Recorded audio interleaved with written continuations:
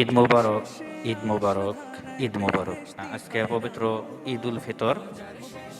আমরা ঈদের নামাজ পড়ার জন্য ঈদগাহে চলে আসতেছি। এই ঈদের আনন্দটাকে উপভোগ করার জন্য আমরা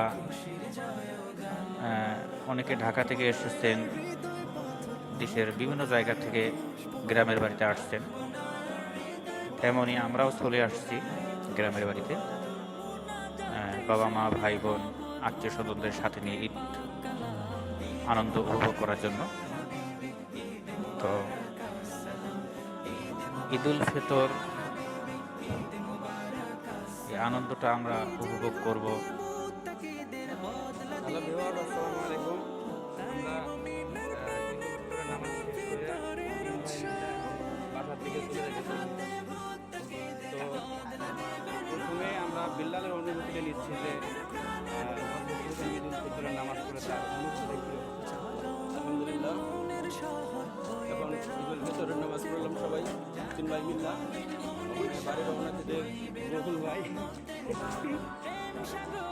উনি ওনার অনুভূতি জানাতে ইচ্ছুক নন, যেহেতু এলাকায় সে প্রথম একটু মানে